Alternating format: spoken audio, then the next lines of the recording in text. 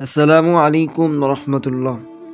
আপনি কি জানেন এমন একটি আমল আছে যেটা করলে আল্লাহ নিজেই বান্দাকে ভালোবাসেন? হ্যাঁ ভাই, আজ আমরা জানবো সেই বিশেষ আমলের কথা, যেটা ছিল আমাদের প্রিয় নবী হজরত মুহাম্মদ মুস্তাফা সাল্লাল্লাহু আলাইহি ওয়াসাল্লামের জীবনের অবিচ্ছেদ্য অংশ।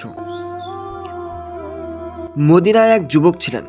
রাতের গভীরে যখন সবাই ঘুমিয়ে থাকতো, তিনি চুপচাপ উঠে নামাজ পড়তেন। একদিন তার স্ত্রী বললেন, আপনি কেন এত কষ্ট করেন?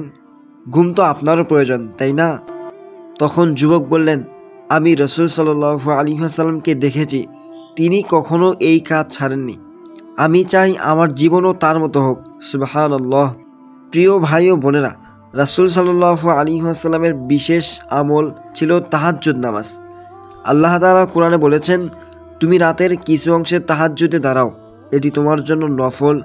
হয়তো তোমার রব তোমাকে প্রশংসনীয় স্থানে প্রতিষ্ঠিত করবেন। রাসূল সাল্লাল্লাহু আলাইহি ওয়াসাল্লাম কখনো তাহাজ্জুদ ছাড়েননি। আরেকটি হাদিসে এসেছে, আল্লাহ মুমিনদের সবচেয়ে বেশি ভালোবাসেন যারা রাতের শেষ ভাগে তার কাছে দাঁড়িয়ে কান্নাকাটি করে। সুবহানাল্লাহ। ভাবুন তো, যখন পুরো পৃথিবী ঘুমিয়ে আছে, তখন আপনি একা দাঁড়িয়ে আছেন আল্লাহর দরবারে। সেই মুহূর্তে আল্লাহ আপনার দোয়া শুনছেন, আপনার কষ্ট দূর করছেন আর আপনাকে ভালোবাসছেন।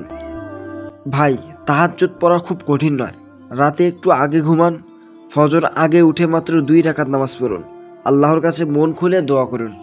এই অল্প সময়ের নামাজই আপনার জীবনের সব কষ্টের সমাধান হয়ে উঠতে পারে। প্রিয় ভাই ও বোনেরা, যদি সত্যিই চান আল্লাহ আপনাকে ভালোবাসুন, তাহাজ্জুদকে জীবনের অংশ করে নিন। রাসূল সাল্লাল্লাহু আলাইহি ওয়াসাল্লাম যখন এত কষ্ট করেও তা ছাড়েননি, আমরা কি এতটুকু করতে পারবো না? এই ভিডিও থেকে যদি আপনারা উপকৃত হন, তাহলে লাইক দিন, শেয়ার করুন এবং আমাদের ইলম আমল চ্যানেলটি অবশ্যই সাবস্ক্রাইব করবেন নিত্য নতুন ইসলামিক কন্টেন্ট পাওয়ার জন্যে।